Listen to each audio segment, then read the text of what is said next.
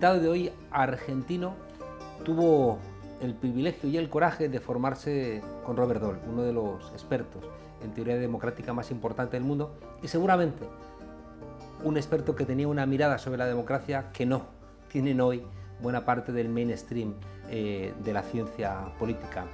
Nuestro invitado de hoy ha sido amigo de Fidel Castro, ha sido amigo de Hugo Chávez y seguramente ha tenido mucho que ver que siempre ha entendido que no se explica América Latina sin la palabra imperialismo.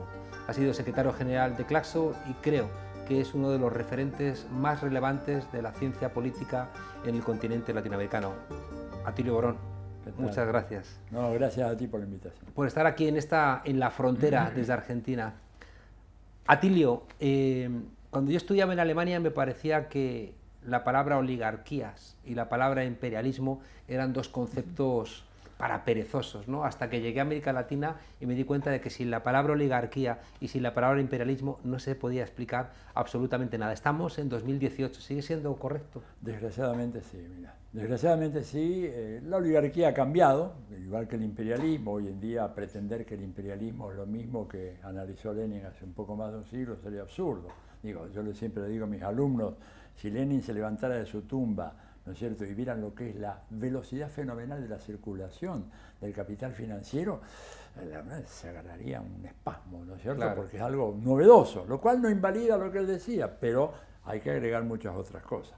Y acá el imperialismo en América Latina sigue teniendo, desgraciadamente, lo digo con mucho dolor, no me agrada, no soy de esos izquierdistas que se enorgullecen de decir, bueno, somos víctimas del imperialismo. No, es una desgracia, pero nuestros gobiernos, ¿verdad?, son gobiernos muy débiles, la presencia de Estados Unidos es realmente impresionante, no solamente en el terreno económico, que fue un error en el cual cayó mucha gente, un poco el marxismo más dogmático, si quieres, que acá tenemos una buena cantidad, ¿no es cierto?, nosotros para exportar inclusive, ¿verdad?, pero pensando que era un tema económico, un tema cultural, por ejemplo, la presencia cultural americana, digamos, en América Latina ha sido un fenómeno extraordinario, la presencia religiosa. Tú no te explicas lo de Bolsonaro sin el informe de Rockefeller en el año 1969 a Nixon diciéndole hemos perdido el catolicismo porque se han vuelto contra el capitalismo, por la teología de la liberación.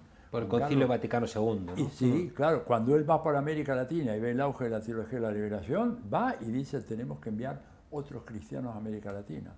Empezaron por Guatemala, siguieron por Brasil, ahí tienen los resultados.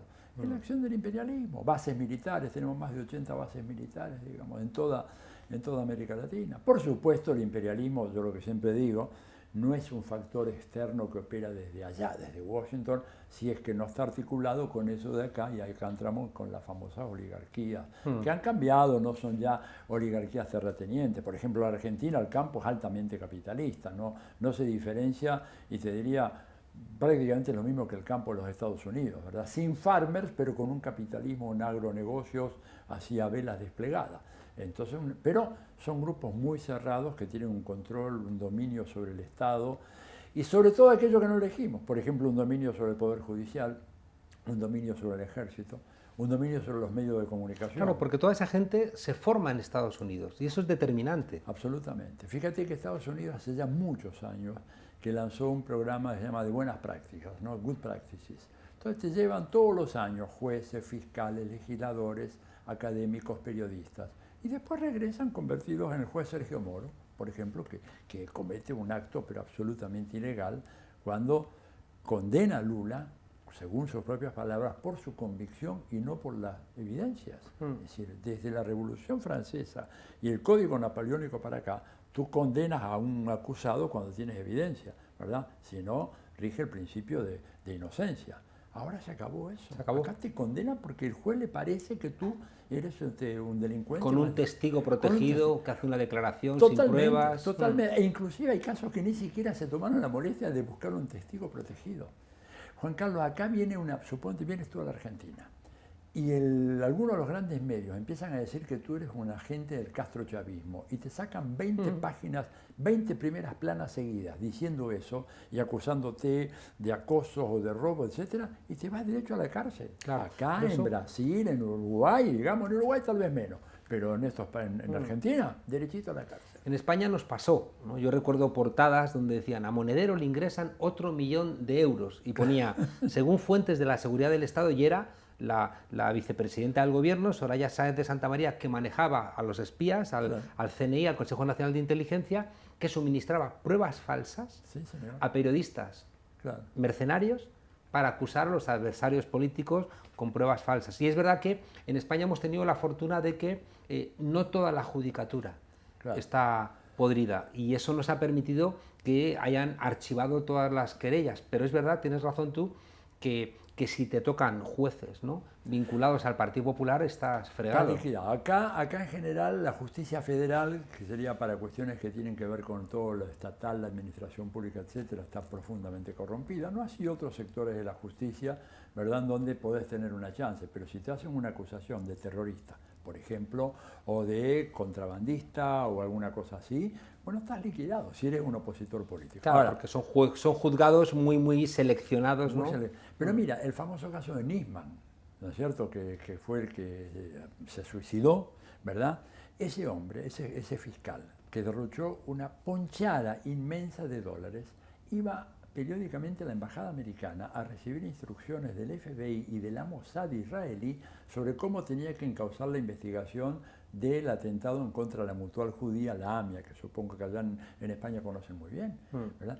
Lo que pasa es que de repente le soltaron la mano, cuando ya no le fue más útil, y el tipo se suicida. No hay ninguna evidencia de que en ese lugar haya habido ninguna otra persona. Sin embargo, todos los diarios han dicho fue asesinado por orden de Cristina Fernández. Digo, y no tienes cómo defenderte.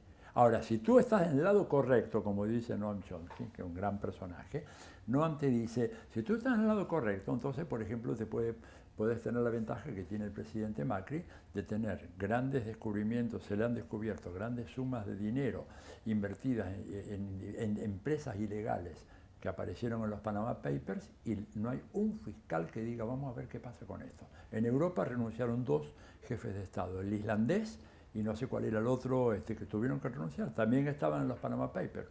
Acá eso directamente la justicia mira para otro lado. Entonces estamos todos en libertad condicional, hoy por hoy, en las democracias latinoamericanas. Atilio, parece que la situación se complica, decía Samir Amin, que se nos ha ido hace poco, que el capitalismo nació, tuvo 400 años de crecimiento y llevamos como 100 años, ¿no?, de decadencia. En estos 100 años de decadencia, además, ahora entra China, ¿no?, como un actor económico muy fuerte, y parece que la Guerra Fría que tuvo lugar en aquel momento, Estados Unidos y la Unión Soviética, tuvo lugar en suelo europeo, y tengo la sensación de que la Guerra Fría que se avecina entre Estados Unidos y China puede tener lugar en suelo latinoamericano. Va a tener lugar acá, ciertamente, porque China hoy es el principal socio comercial de la mayoría de los países de América Latina. Brasil, Argentina, Chile, digamos, sin ninguna duda. Y además China ha desarrollado un potencial económico. Mira, pero no me gusta mucho meter estadísticas en programas de televisión, pero muy breve, digamos, porque sé que China consumió entre el 2011 y el 2013 46% más de cemento que Estados Unidos en todo el siglo XX. Digo, para darnos una idea de la dimensión descomunal de lo que es este verdadero tsunami económico chino que viene y que tiene a los americanos arrinconados contra las cuerdas, porque realmente están así. Pues te das cuenta de la desproporción. En 3 años, 46% más, según un informe del Instituto de Información Mineral de Estados Unidos. No es una fuente china, es una fuente de ellos, ¿verdad? Lo cual, claro, hace que en América Latina, para los americanos es territorio propio, como más de una vez lo dijo Brzezinski y algunos otros, ¿verdad? Ellos, en algunos casos a mí me dijeron, pero usted se olvida que ustedes nos pertenecen, ¿no? Te decían, you belong to us. El hemisferio occidental es un hemisferio que pertenece a los Estados Unidos. Y acá no puede, claro, no puede haber acá ninguna duda de que si hay un gobierno antagónico, aunque no sea antagónico, moderadamente reformista. Empecemos con Arbenz en el 54. Una moderada reforma agraria comparada con la que MacArthur estaba haciendo en Japón, que aquel así liquidó a la oligarquía terrateniente japonesa. Lo de Arbenz era mucho menor, allá lo hacía Estados Unidos y acá invadieron y terminaron expulsando a Arbenz. Y a partir de ahí... Pero te decía, Atilio, esta presencia china podemos afirmar un cierto optimismo, tenemos que ser igualmente pesimistas. Vamos a ver en América Latina un comportamiento chino como hemos visto en África, que no es especialmente favorable al desarrollo de esos países, sino simplemente a la extracción de materias primas hacia los puertos. Acá yo creo que en los países más desarrollados de América Latina la presencia de China nos ayuda, ¿verdad? Aunque el riesgo de caer en una especie de saqueo de recursos naturales está ahí presente, porque China todavía tiene que incorporar 500 o 600 millones de personas más a un nivel de consumo y nivel de vida que no tienen todos, y eso requiere recursos naturales. Y ni te cuento, Juan Carlos, la India, de la cual hablamos muy poco nada en América Latina. Sí. No sé si allá ustedes en España hablan de la India, pero la India tiene que darle cosas elementales que cualquier país europeo tiene a por lo menos 750, 800 millones de personas. ¿A dónde van a ir a buscar los recursos naturales esa gente? Bueno, América Latina, como decía Ali Rodríguez, que tú bien conoces, un emporio de recursos naturales, vienen acá. Entonces, el riesgo con un gobierno débil, bueno, los chinos van a buscar su ventaja, sacar los productos con un mínimo grado de elaboración, o si es posible, sin ningún valor agregado, llevándote todo. Pero, por ejemplo, acá hubo una experiencia muy interesante en la época de Cristina Fernández de Kirchner. Ella negoció muy bien con los chinos. Dijo, no, se llevan la soja, el poroto de soja, pero también una parte se la van a llevar industrializado. Los chinos primero dijeron que no, Argentina no cedió, empezó a vender a otros compradores y a los 2 años los chinos dijeron, bueno, sí aceptamos. O sea, depende de cómo negocia. Ahora, nosotros antes teníamos un solo comprador, Estados Unidos.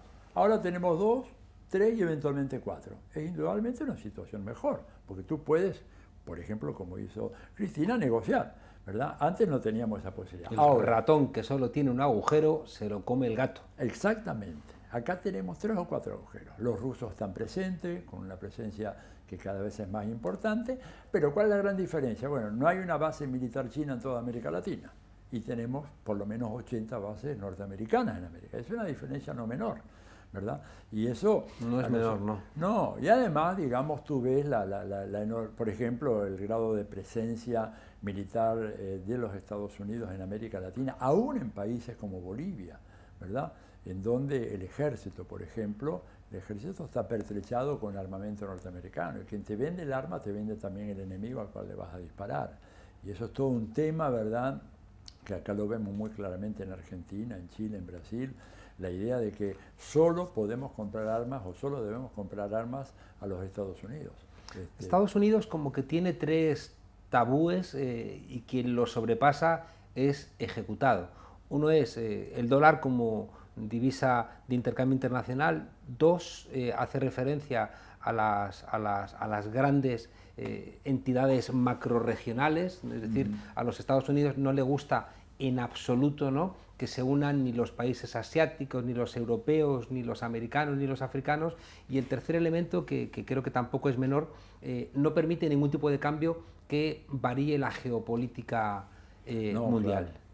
Mira, porque para ellos, ¿verdad? Te voy a contar un poco una historia que tiene que ver con mis estudios en Harvard. Yo fui alumno, entre otras cosas, bueno, por supuesto Robert Dahl, que era una gran persona. Él era profesor de Yale, yo lo tuve en Chile cuando vino durante mi época allá, hice un curso maravilloso y me hice muy amigo de él.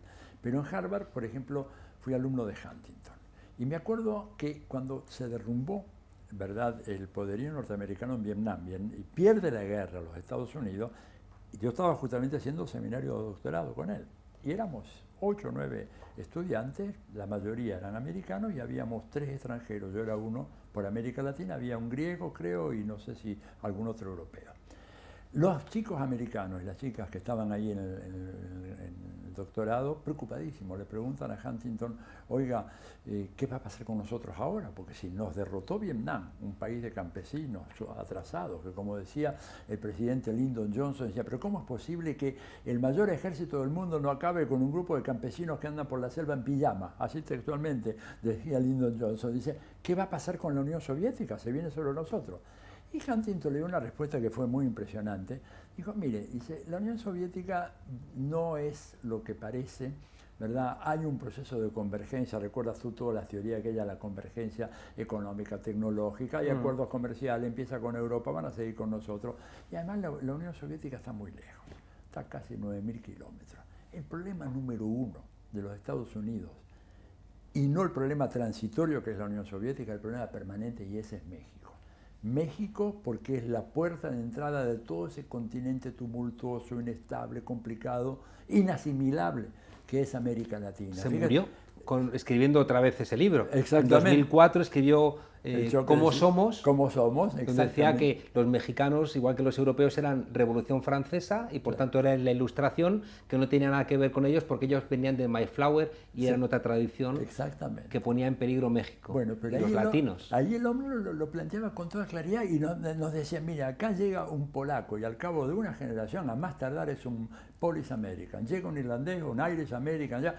Pero mexicanos están ahí hace 200 años. A mí se me escapó, yo dije no, y me iba a jugar el doctorado, le iba a decir, bueno, pero es que ustedes le corrieron la frontera, no es que los mexicanos vinieron, estaban y ustedes les fueron robaron un tercio del territorio. Más casi, de un tercio. Más de un tercio, casi la mitad del territorio que tenía México en aquel momento, ¿verdad? Pero él estaba diciendo una verdad muy profunda, es inasimilable. Entonces para ellos el problema más importante no es Palestina, Arabia Saudita, Israel, etc., es controlar esta parte del mundo. Es más, un americano una vez en un seminario, tomando, digamos, unas copas después de la parte formal, me dijo, mira, Tirio, si por un accidente geológico desapareciera Eurasia, nos liberaríamos de tantos problemas. Si se van al pique los africanos, mejor todavía. Desaparece Australia, no nos interesa. Con que quede esta gran, maravillosa isla americana, tenemos para mantener nuestro modo de vida durante 2 siglos. Eso me dijo. Dice, y esto es lo que la gente, los grupos dominantes de este país piensan. Claro, nadie se atreve a escribir, poner eso en un papel, pero cuando tú hablas con ellos, off the record, me decía este hombre, esto te lo comentan sin ninguna duda. Entonces, por eso, lo que tú dices, ellos no aceptan que te vayas del dólar, no aceptan que intentes forjar una unidad en América Latina, pero no desde ahora, desde 1820. ¿Cómo insistía Fidel Castro en eso, ¿no? En la unidad latinoamericana y Chávez. Chávez, que fue el que lo resucitó, porque esa idea Fidel la tenía, la expuso, pero bueno, Fidel estaba en una isla, viejo. Y eso es un dato, cuando eso está en tierra firme con Chávez a partir del 99, la idea de la Unión Latinoamericana adquirió una fuerza. Chávez planteaba que era imposible la democracia en un solo país latinoamericano porque le iban a impedir los Estados Unidos y por tanto la democracia tenía que ser latinoamericana. Así es, y él propuso eso y Estados Unidos nunca aceptó eso. Desde el Congreso Anfictiónico de Panamá, que convocó Bolívar, Estados Unidos se dedicó a boicotear, porque eso muy inteligentemente. Además, yo me pongo del lado, si yo fuera un consejero norteamericano, yo por supuesto le diría, no, nada, hay que diversificar América Latina, impedir que haya uniones, boicotear cualquier intentativa.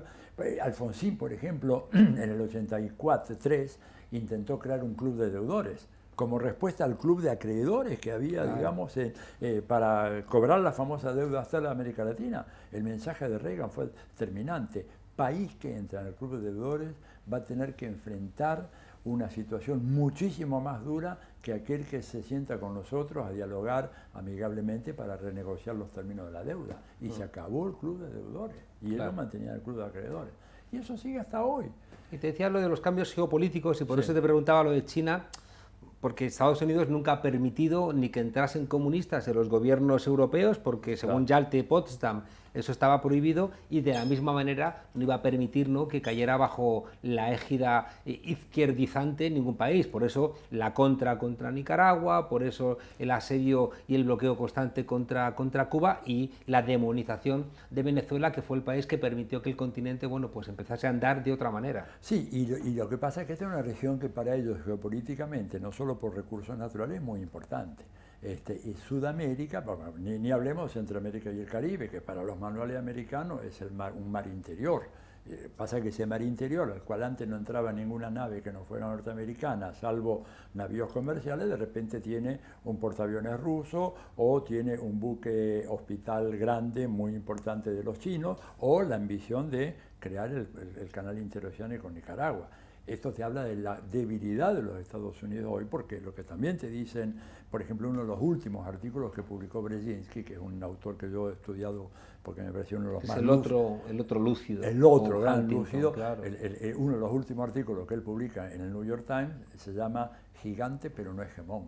O sea, Estados Unidos ya no es el hegemón que era antes, por eso, por lo de China que tú dices. Imagínate, China, por ejemplo, podría decir, si Estados Unidos quisiera una solución militar, entre comillas solución, para Venezuela, para los chinos es un momentito, yo tengo un condominio ¿verdad?, un acuerdo de condominio de la riqueza petrolera de Venezuela, con contratos a largo plazo. Usted no se me va a meter ahí y ese contrato hay que cumplirlo, ¿verdad? Y si no, voy a la Organización Mundial del Comercio y esto y lo otro. O sea que geopolíticamente toda esta situación ha cambiado y le da a América Latina, con gobiernos razonables, progresistas, reformistas, un margen de maniobra que no teníamos en el pasado nosotros. Déjame hacerte preguntas rápidas sobre países. ¿Qué demonios ha pasado en Brasil para que los pobres vuelvan a votar otra vez a sus verdugos? Lo que ha pasado es que simplemente la izquierda y el PT, fundamentalmente, que es el sector hegemónico de la izquierda, no se ha entendido la importancia de la guerra cultural. Digo, la ha subestimado. Pensaron que socializando los bienes materiales, ¿verdad? Y estoy usando una frase que no es mía, sino de nuestro común amigo Frei Beto, ¿verdad?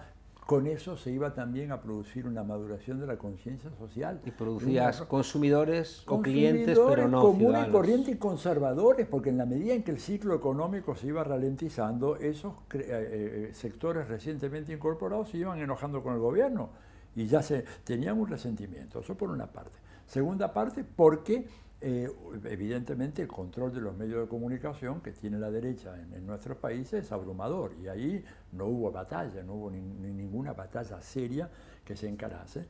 Tercer lugar, el peso de las iglesias evangélicas, ¿verdad? Pero las iglesias apoyaron inicialmente a Lula sí, con un mensaje de esperanza y ahora han apoyado a Bolsonaro con un mensaje de miedo. Un mensaje de miedo. Igual ha habido ahí un problema por parte de la izquierda que no ha entendido la importancia de estas iglesias evangélicas. Claro, que no necesariamente son reaccionarias, porque te digo, nosotros tenemos una experiencia en la Argentina donde se instalan en un contexto políticamente favorable, ¿verdad? En algunas, no, o sea, yo creo que sería un error decir todas las iglesias evangélicas son reaccionarias. No, pero en el caso de Brasil, la articulación esa con un poderío financiero fenomenal en la Iglesia Universal del Reino de Dios. Oye, armaron la segunda cadena de televisión más grande de Brasil, sí, la Red Record, ¿verdad? Y el otro tema que se les pasó, y que creo que también Chávez eso lo tenía muy claro, el tema de la inseguridad, ¿verdad? Es decir, la tasa de homicidios de Brasil es en este momento 6 o 7 veces superior a la que hay en la Argentina. Es 10 veces superior a la que hay en Estados Unidos. Y ante eso la respuesta de los gobiernos del PT fue decir, bueno, vamos a hacer una inversión en educación, abrir universidades, incorporar, pero no tomar las medidas de emergencia que la gente quiere. Porque cuando la gente en las favelas ven que mueren a diario muchachos, porque ellos lo que quieren es que les solucione el problema ya, no creen en un proceso educativo a 10 años plazo. Y las balas entran en las casas, en las casas de cartón. Te matan niños, te matan gente, lo que sea. Y ahí hubo una subestimación. Algunos me decían, bueno, Atilio, pero es que cuando hacíamos las encuestas, el tema, por ejemplo, de la inseguridad no aparecía en el primer lugar, aparecía en el segundo o el tercer lugar. Y el tema de la corrupción en el cuarto o quinto lugar. Pero la estrategia de campaña de Bolsonaro, ayudado por Steve Bannon, hay que decirlo, ¿verdad? El que le hizo la campaña a Trump fue muy inteligente. Y la campaña del PT fue muy torpe. Y aparte empezó tarde, hicieron una apuesta equivocada, dar la pelea hasta el final con la justicia brasileña, creyendo ingenuamente que en algún momento la justicia brasileña iba a pegarse a la ley, pero si no era la función de ellos. La función de ellos era tener preso a Lula, como la función de la justicia acá en la Argentina va a ser impedir que Cristina Fernández sea candidata. Claro. Entonces, y ellos no van a andar reparando en un argumento legal, en este inciso, en este otro, lo ponen preso y punto. Y entonces se demoró el lanzamiento. Haddad sale muy tarde a la primera vuelta. Y además, otra cosa, Haddad y el PT tendrían que haber hecho una alianza con Ciro Gómez. E inclusive yo entrevisté a Manuela Dávila y ella me confirmó a mí que ella propuso también esa alternativa y que estaba dispuesta a dar un paso al costado, que se armara una fórmula Haddad-Ciro Gómez, con la cual tú entrabas a la primera vuelta en condiciones mucho más fuertes que la que entró la alianza PT-PC2B, que era básicamente la alianza del oficialismo petista. Claro. Y eso fue un error. O sea, la campaña también es importante. Casi para irnos, ¿qué demonios pasa en Nicaragua? Y en Nicaragua lo que pasa es que hay ahí un problema muy grave, ¿no es cierto?, yo creo que de una gestión económica y social que ha sido muy exitosa, el país más pacífico de Centroamérica. Cuando tú comparas las tasas de asesinatos por 100.000 habitantes, Nicaragua es una isla, pero que de repente, bueno, cometieron una serie de errores, entre ellos no combatir a fondo el tema de la corrupción, que es un tema muy grave. Pero los estallidos esos que ocurrieron no tienen que ver con el tema de la corrupción, tienen que ver con una ofensiva de Estados Unidos para parar lo que ellos consideran algo absolutamente inaceptable, que es el tema del canal interoceánico, desembarazarse aprovechando esta situación de Ortega. Y fíjate que hay gente observadora muy cuidadosa que identificó los rostros de algunos de los que estaban en las guarimbas en Venezuela en el 2017, aparecieron ahora en Nicaragua. Sin embargo, Atilio, hay mucha gente sandinista con la cual hemos tenido todos estos años, ¿no?, relación, que justifican las críticas a Daniel Ortega y a Rosario Murillo desde perspectivas muy convincentes. Yo creo que son críticas justificadas en el sentido que creo que ha aplicado una política económica demasiado ajustada a los cánones del neoliberalismo. Sí, pero aparte de eso, ¿no?, lo de la subida a las pensiones, ¿no?, es decir, el ataque a las pensiones, al seguro social, pero lo que plantean es sobre todo en términos de represión, es decir, gente sandinista en la cual yo confío, ¿no?, que te plantean, está habiendo represión, se está persiguiendo a la disidencia, se disparó en las calles, fallecieron 300 personas, y te lo dice gente que no me creo que sean de la CIA. No, no son de la CIA, pero creo que no perciben la enorme gravedad de la situación en Nicaragua. A ver, vamos a ver, yo creo que es un gobierno que realmente tiene muchos problemas y ha cometido graves errores, y hay un problema de corrupción muy serio, hay un desmanejo de la política económica, a mi manera de ver, y sobre todo actuaron de una manera tremendamente imprudente cuando empezaron las primeras manifestaciones, a diferencia de lo que hizo Maduro, que prohibió a la Guardia Nacional Bolivariana salir con armas de fuego. Estos a las 2 horas estaban saliendo con armas de fuego. Ahora, cuidado, yo te diría que la mayoría de la gente que ha muerto en Nicaragua fue asesinada por estos sedicentes custodios de la libertad y la democracia en Nicaragua. Plantean también que lo del canal no era real, es decir, que ya había renunciado China a poner en marcha el canal, planteaban que las medidas del Fondo Monetario Internacional, bueno, pues de alguna manera hacían del gobierno de Ortega y Murillo, bueno, un gobierno amigo, ¿no?, de los Estados Unidos. Almagro, ¿no?, que ha sido tan, yo creo, tan sedicente y reaccionario, ¿no?, con otros países latinoamericanos, con Nicaragua parece que no ha querido, ¿no?, mojarse. Son elementos que argumentan los que dicen Nicaragua ya no tiene nada que ver con el sandinismo. Bueno, es posible, digamos, habrá que ver. Yo creo que es prematuro lanzar un juicio tan terminante como ese. Lo que yo les preguntaría a esta gente, que muchas de las cuales conozco y son amigos míos, y he tenido, digamos, así como tengo amigos como, bueno, el padre Miguel de Escoto, que no estaba para nada en esta posición, lamentablemente falleció hace poco, pero diría, bueno, ¿cuál es la alternativa? ¿Qué proponen ustedes? Lo que tú ves como alternativa en Nicaragua es directamente un protectorado norteamericano, que va a ser peor, más corrupto y más violento. Mira, Juan Carlos, no nos engañemos, el modelo de cambio de régimen que tiene Estados Unidos es Libia. No es la famosa transición democrática que tú y yo, ¿te acuerdas? Hemos en los 80 y 90 trajinado de arriba para abajo con nuestros amigos O'Donnell, Whitehead, Felipe Schmitter, Maraval, todos aquellos. Ese no es el modelo es Libia. Matarlo a garrotazos a estos, y instalar ahí un gobierno absolutamente... Y yo eso lo aprendí precisamente con Libia, es decir, bueno, la intervención norteamericana siempre lo empeora todo. Libia está peor, Irak está peor, Afganistán está peor, Siria está peor. Colombia, viejo. Colombia, digo, además aprovecho de decir esto, a nadie dice, por ejemplo, en América Latina ni en España, por ejemplo, que en este último año de Peña Nieto ya hay 12 periodistas asesinados. ¿No dice? Imagínate si Maduro hubiera asesinado uno, lo que hubiera sido la gritadera. Yo me imagino el diario El País durante 6 meses hablando de ese periodista, 12 en México, pero la vida de un mexicano, de un periodista mexicano no vale nada. La de uno venezolano vale oro. Bueno, este es también el problema que tenemos, prensa que desinforma, una prensa que falsifica las noticias, ¿verdad? Atilio, ¿esperas algo del gobierno de Sánchez sostenido por Unidos Podemos? desde España? Yo creo que Podemos es la gran innovación que ha aparecido en España, y yo te diría no solamente en España, sino en el contexto europeo, y está teniendo un efecto, por ejemplo, muy interesante.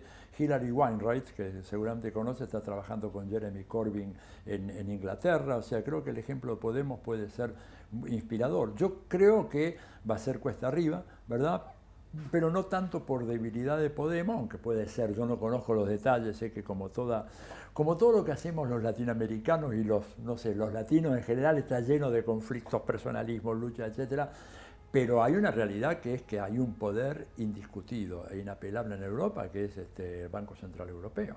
Es muy difícil gobernar, digamos, un país cuando tú tienes un señor que está sentado allá, no sé si en Bruselas o en Estrasburgo, ¿dónde? Y que te marca el presupuesto, puedes hacer esto, puedes no. Preguntémosle a Alexis Tsipras, pobre. El país que inventa la democracia decide no a un programa de ajuste, lo llaman allá, va a Bruselas y entre la Merkel y el presidente del Banco Central Europeo le pegan un par de bofetadas y usted se olvida lo que dijo el... Entonces digo, Podemos va a tener que remar muy fuerte contra la corriente como nosotros, pero creo que tienen ustedes un potencial muy muy grande, y además Europa está bajo el spotlight, como se dice, y nosotros en cambio estamos en las penumbras. Entonces, que a ustedes les vaya muy bien es muy importante para nosotros.